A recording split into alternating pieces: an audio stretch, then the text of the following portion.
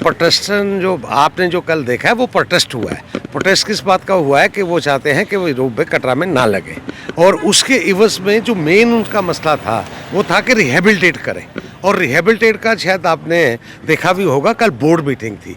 Board meeting में इस बात का फैसला हो गया है कि जो एनजीटी ने कहा था, नेशनल ग्रीन ट्रिब्यूनल ने, गवर्नर साहब ने जो बोर्ड मीटिंग कल की है तो उन्होंने उस बात को ओन कर लिया है कि हम जो वहाँ से जो घोड़े वाले पिट्ठू वाले जो, जैसे मैंने यहाँ पे कहा था असेंबली में भी, स्पीकर साहब ने उस पर कहा था कि नई पॉलिसी रिहेबिलिटेशन की ले आए, तो माता वैष्णो देवी बोर्ड को मैं धन्यवाद देना चाहता हूँ, गवर्नर साहब को धन्यवाद देना चाहता हूँ कि बोर्ड ने एक बहुत बड़ा फैसला, जो वहाँ पे 20,000 लोग और 2 लाख फैमिलीज वहाँ पे काम करती थी और 40 सेगमेंट्स असेंबली के थे, और मैं कह सकता हूँ कि 9 डिस्ट्रिक्ट से लोग वहाँ पे काम करते थे, उनका इशू को एड्रेस किया है।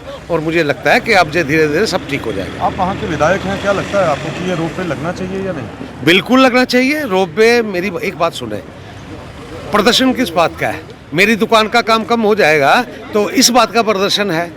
प्रदर्शन मतलब कि उसका बेस क्या है?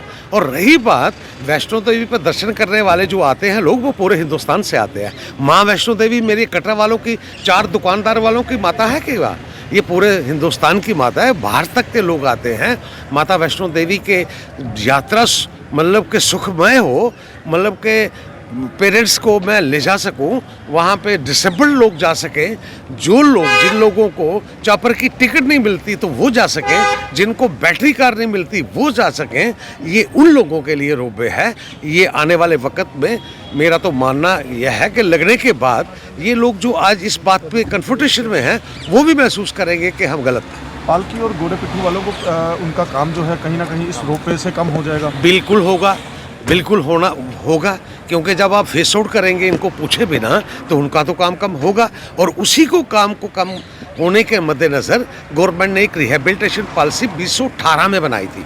वो जो थी वो नाकाफ़ी थी। उसमें लुभावने वायदे थे सिर्फ कि आपको PMGSY का घर दे देंगे, आपको वो दे देंगे, आपको वॉशरूम दे देंगे, जो इम्प्लीमेंट ही नहीं हुई। और उसमें एक जो कंपोनेंट था वो फाइनेंशियल कंपोनेंट था। जो फाइनेंशियल कंपोनेंट था वो था ही नहीं, क्योंकि वो श्राइन बोर्ड ने माना नहीं उस वक्त।